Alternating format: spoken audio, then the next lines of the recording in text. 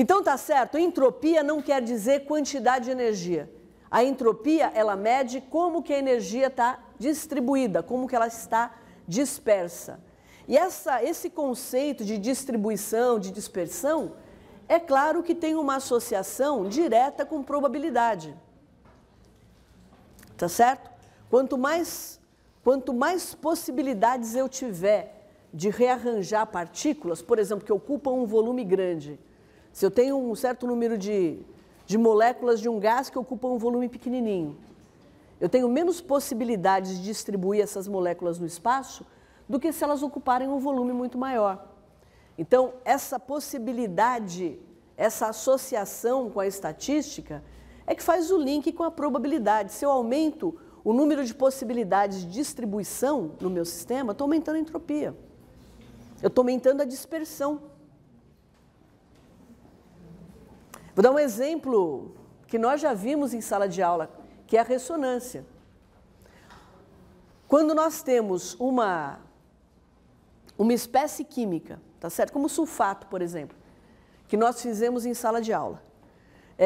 Nós escrevemos as estruturas de ressonância para o sulfato, porque se nós não fizéssemos as estruturas de ressonância, nós estaríamos usando para o íon sulfato a regra do octeto.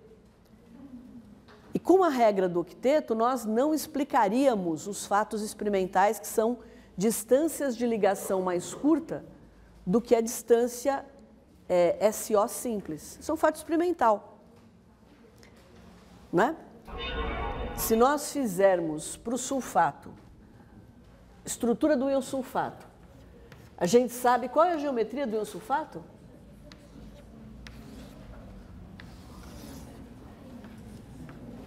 Qual é a geometria do íon sulfato? Tetraédrico. Se nós usarmos essa estrutura para o íon sulfato, eu estou falando especificamente porque o Juan comentou comigo que alguém estava na monitoria falando com ele e tinha dificuldade com isso, e que levou um livro que dava essa estrutura. Eu não tenho a menor ideia de qual livro seja, tá certo? Então, quando vocês tiverem alguma informação que seja aparentemente diferente daquilo que eu estou falando, traz o livro para eu olhar. Alguém me mostrou Quem foi que me mostrou uma fotografia de uma página do Russell? Na aula passada? Você trouxe o Russell para dar uma olhada? Legal. Então, quem tem esse tipo de dúvida, traz o livro, porque se vocês me trouxerem um pedacinho assim, eu não sei em qual contexto ele está falando. Então, por exemplo, essa estrutura aqui para o íon sulfato, do ponto de vista do VSEPR, do ponto de vista de geometria molecular, ela é suficiente. Ela não explica do ponto de vista estrutural. Por que ela é suficiente para o VSEPR? Porque para o VSEPR não há distinção entre ligação simples e dupla. Ele não diferencia. Então, para o VSEPR, essa estrutura aqui é boa, essa aqui também é boa, não tem problema nenhum. Só que o que eu busco? Eu busco explicar os resultados experimentais. E os resultados experimentais, eles falam assim, Dalva, peraí, olha, a gente fez umas medidas experimentais e a gente descobriu que a distância SO, em primeiro lugar, eu só tenho uma distância SO. Eu não tenho duas, que seria uma dupla e uma simples. Então, todas as ligações são equivalentes. Só que essa distância SO, ela é mais curta do que a SO de uma ligação simples. Então, essa ligação SO, ela tem um caráter de dupla. Eu não explico isso com esse modelinho aqui. Então, aqui é a página 2, né? A regra do octeto vale até a página 2, que é essa aqui. Eu não explico o sulfato. Aí, o que eu faço? Vamos fazer a regra do octeto expandido. Quando a gente faz a regra do octeto expandido, a gente descobre que uma estrutura como essa aqui é ótima. Né? Por quê? Porque eu tenho -1 de carga formal aqui, mas se eu vou para a regra do octeto expandido, aí eu olho especificamente as cargas formais. Então é -1, 0, 0, aqui tem que ser 0 porque é -2. Legal, o que vai acontecer? Qual é a ordem de ligação do sulfato? Oi? Qual a ordem de ligação? 1,5. Eu nem preciso fazer conta, né, gente? Eu tenho 2 duplas e 2 simples. Olha, faz a média, né? E aí, quando nós pegamos essa molécula, nós fomos ver as estruturas de ressonância. Falei, pô, a ligação dupla não precisa estar assim, até porque isso aqui é um tetraedro. Todas as ligações são equivalentes. Então, eu posso ter, né? Opa! Eu podia ter essa estrutura aqui, a gente podia ter essa estrutura aqui, a gente podia ter essa estrutura aqui, a gente podia ter, o que mais? A gente podia ter essa aqui, a gente podia ter essa aqui, e falta uma.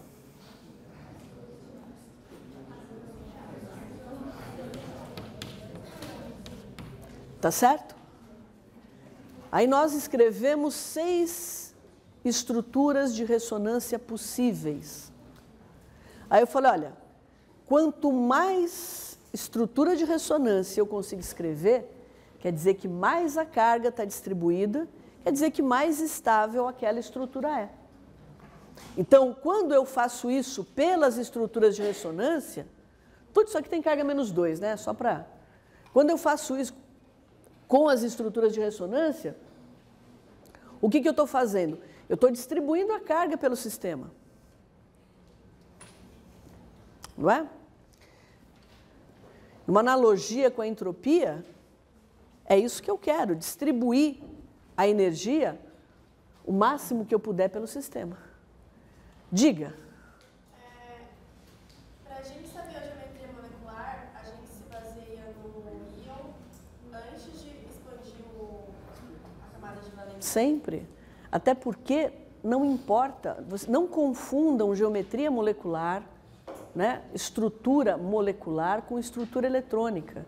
A estrutura molecular, a estrutura geométrica é só geometria, geometria VSPR. Né? A partir do momento que você tem a geometria, legal, você pode tentar explicar, a gente cansou de ver nos casos dos compostos de carbono, hibridização, se você estiver discutindo a ligação covalente. Né? Você pode discutir estrutura eletrônica. A geometria é sempre anterior. Diga, Gustavo.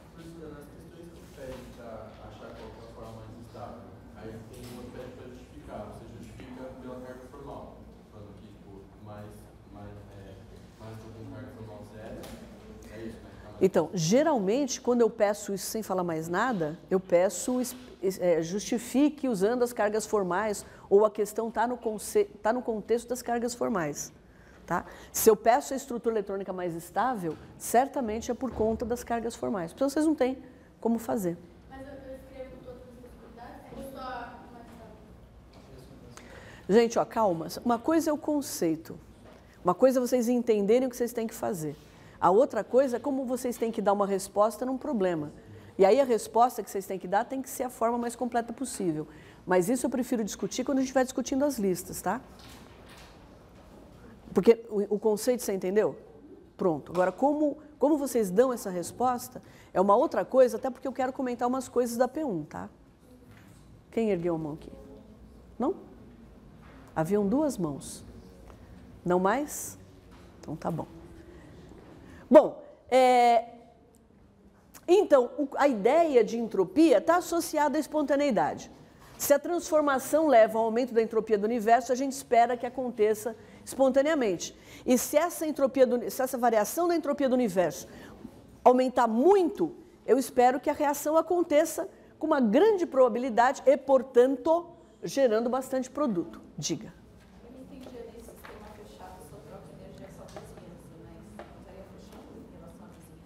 Não, meu amor, foram as formas como a gente definiu o sistema, lembra? O sistema pode ser aberto, pode ser fechado, pode ser isolado. Ele é aberto se ele trocar matéria e energia. Ele é fechado se ele só trocar energia. E ele é isolado se ele não trocar nem energia nem matéria.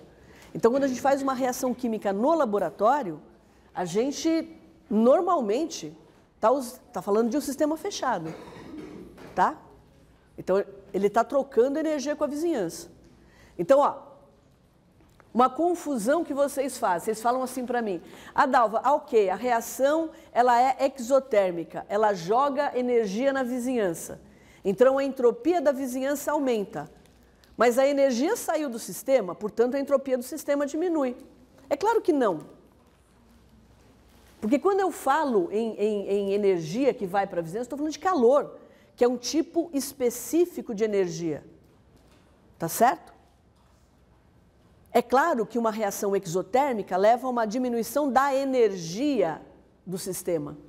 Mas vocês nunca me ouviram falar, nunca leram em nenhum lugar, que eu tenho uma diminuição no calor do sistema. Já ouviram alguma vez falar isso? A reação exotérmica, ela joga energia na forma de calor na vizinhança, então o calor do sistema diminui. Isso é uma bobagem, porque o sistema ele não tem calor, ele tem energia. Tá certo? Essa energia ela pode fluir do sistema como calor, como trabalho.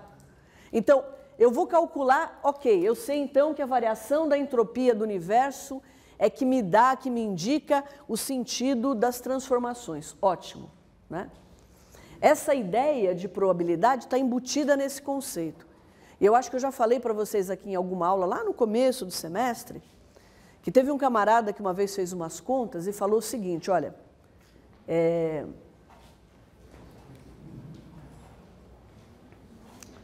porque assim, a gente sabe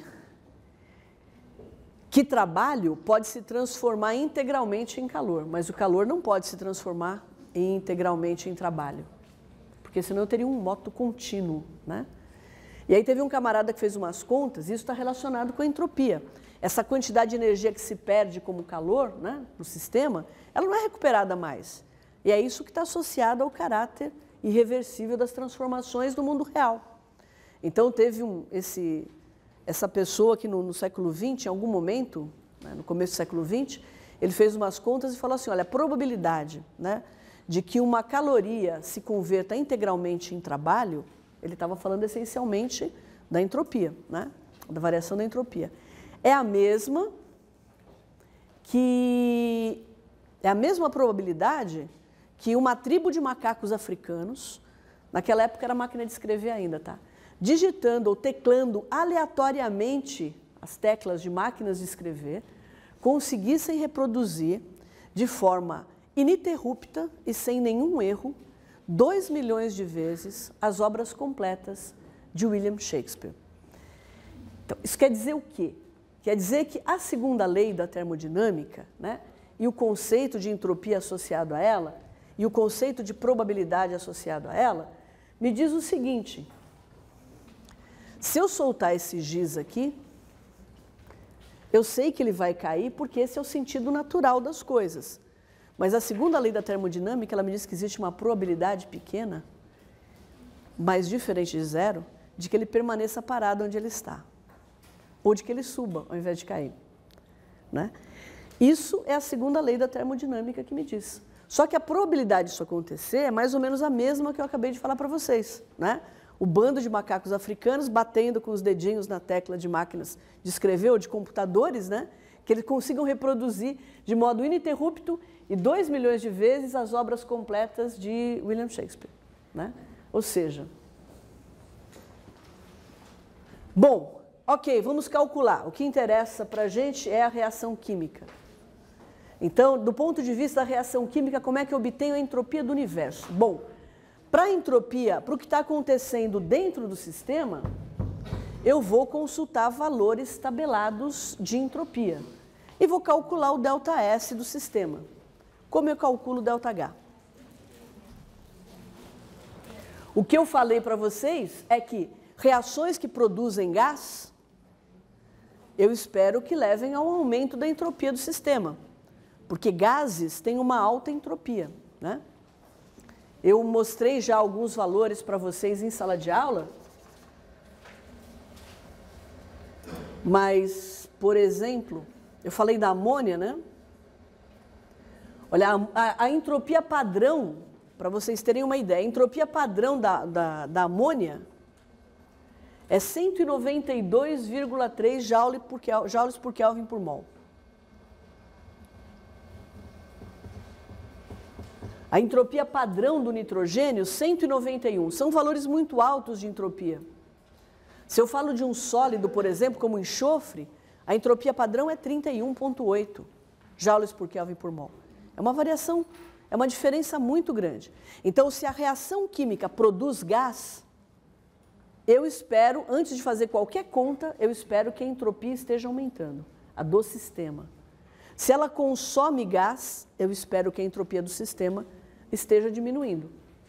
Quando nós fizemos na sala de aula a reação de ferro com oxigênio, o oxigênio estava sendo consumido. Então, olhando para a reação, eu falei para vocês, eu espero que a entropia do sistema esteja diminuindo.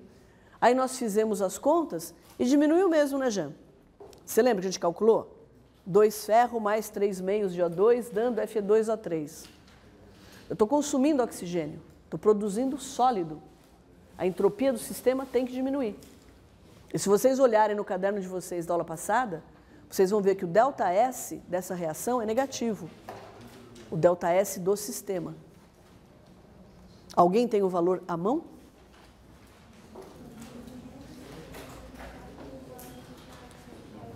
Oi?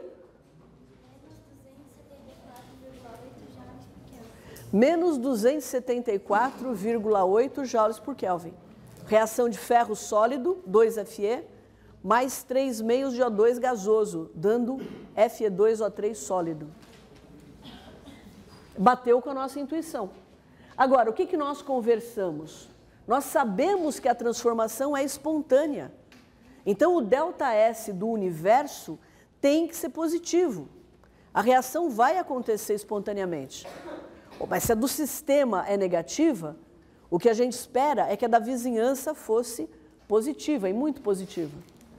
Como é que eu meço a variação da entropia da vizinhança? Bom, num sistema fechado, que é onde eu tenho uma reação química, ele só vai se comunicar com a vizinhança através de troca de energia. Tá certo? Então, ele vai jogar ou vai receber energia da vizinhança na forma de calor. Para a reação de ferro com oxigênio ser espontânea, eu teria que ter um aumento muito grande da entropia da vizinhança. A reação ela teria que jogar muito calor, porque calor é uma forma bastante dispersa de energia. Teria que jogar bastante calor na vizinhança. Ou seja, a reação teria que ser bastante exotérmica. E como a Jéssica vai falar para a gente, nós fizemos as contas e vimos que a reação era muito exotérmica, né, Jéssica? Menos 824,2 menos 824,2 kJ por mol. Esse é o ΔH da reação. Tudo isso de energia vai para a vizinhança, como calor, Samara.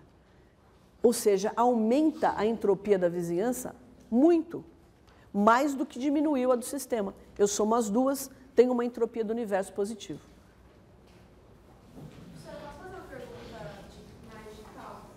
Pode. Pega o resultado se a gente usar os coeficientes geométricos inteiros ou não? Lógico que não. Porque eu fui fazer coisa diferente no exercício. Aí eu fiquei... Ó, interfere na resposta? Desculpa, eu tinha entendido errado. Isso interfere na resposta. Não, é lógico que sim, porque a entropia, como a entalpia, como a energia livre de Gibbs, é uma propriedade extensiva. Então, se você faz usando, ao invés de você fazer, né, a reação que eu estou falando é a reação... Lembra que eu falei para vocês? Isso aqui é a reação de formação.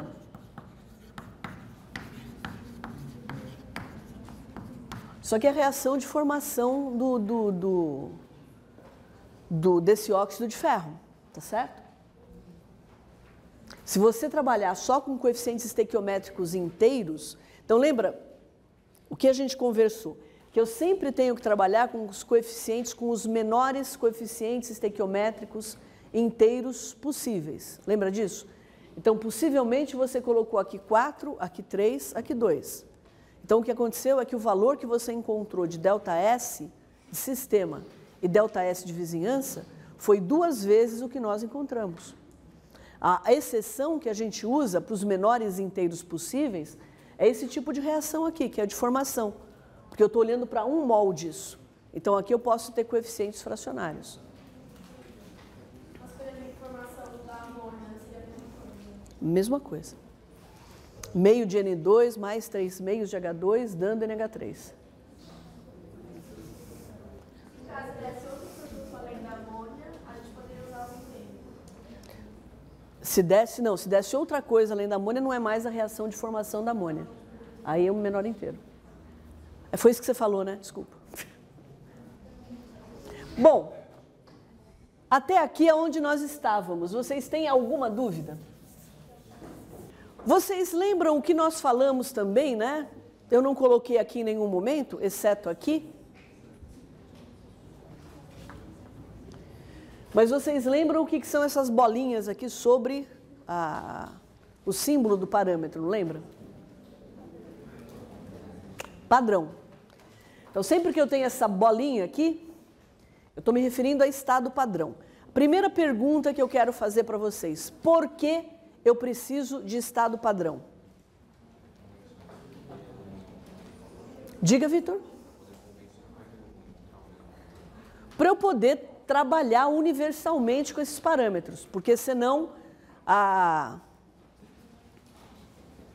Samarana, na Jamaica, né? Ela ia obter um valor de entalpia, variação de entalpia para a formação de óxido de ferro, que seria diferente do meu valor, porque não necessariamente a pressão na qual ela iria fazer o experimento dela seria a mesma que eu faria. Então, nós trabalhamos com condições padrão. O que é condição padrão? Condição padrão é 1 mol da substância pura, estado de agregação mais estável e a 1 bar de pressão. Já falei para vocês que quando vocês forem trabalhar com soluções, esse estado padrão ele também tem que incluir a concentração, que é o que vocês fizeram no experimento sexta-feira passada, onde vocês viam que o potencial da pilha que vocês construíram ia diminuindo com o tempo, porque a reação ia acontecendo e ia mudando a concentração das espécies, né? Espero que vocês tenham chegado a ver isso em algum momento, porque é isso que acontece e é isso que faz uma pilha parar de funcionar. A pilha, né, a bateria, ela para de funcionar quando a reação química que está acontecendo lá dentro atinge o equilíbrio. Ela para de funcionar. Certo? Então, esse estado padrão definido assim, ele reflete o que está acontecendo na realidade?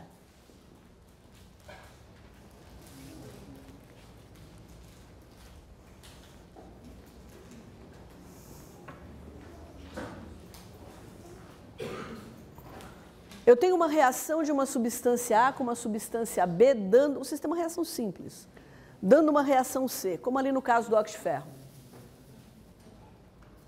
Eu tenho a substância pura? Não. E à medida em que a reação vai acontecendo, mais reagente eu vou consumindo e mais produto eu vou formando.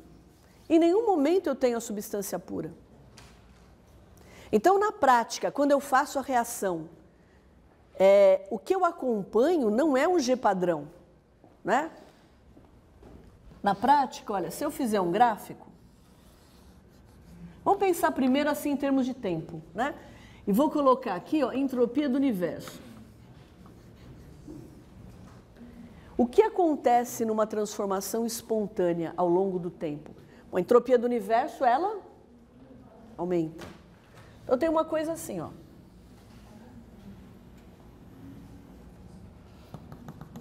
O que acontece quando ela fica constante? O que acontece quando para de aumentar? A reação para de acontecer? E quando a reação vai parar de acontecer?